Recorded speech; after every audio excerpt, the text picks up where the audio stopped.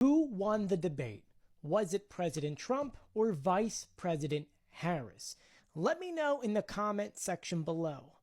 My whole thing is there were definitely a lot of times in which I think the microphones should have been off on both sides.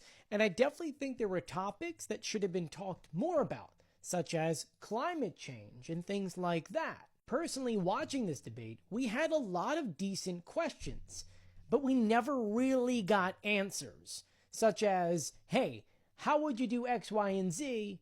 No one responded with, I would do it by doing this, and then this. A decent amount of it was, well, if you elect me, it would just happen.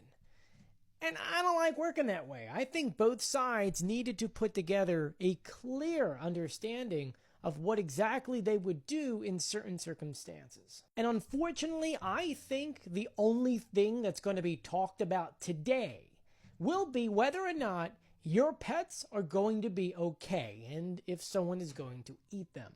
I think from the Trump point of view, I don't know why he decided to say stuff like that. That was like, come on, dude, why are you saying stuff like that? Unfortunately, when he does say stuff like that, it makes Harris look good, and which is why she was smiling during that statement. But I have to add in, there were questions that she was asked that she really didn't give a decent answer on.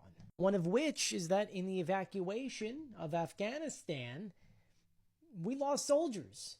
You know, there was something there she could have really touched about. She did swing it one way, but I didn't really think it was enough to justify as it being a good answer. But the big takeaway I have is that when it comes to everything going on in Ukraine, one candidate clearly is advocating for the best for Ukraine, while another one just wants to end things, even if that means that Russia will get things which they should have never gotten. And for Trump, it could have just been an easy answer of just saying, oh, Russia should never have done this, or we would get in there and tell Putin never to do this again. But he didn't say stuff like that. When asked whether or not Ukraine should win the war, all he said was, after dodging it, was, I want to stop the war and I want to save lives, which is a no.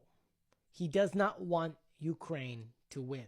And weirdly enough, he praised the Prime Minister of Hungary, Orban, who is very pro-Russian. None of that sits well for me. None of that.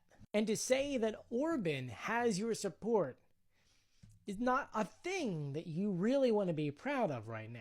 But once again, let me know who you think won in the debate tonight. Let me know in the comment section and be sure to follow me for more.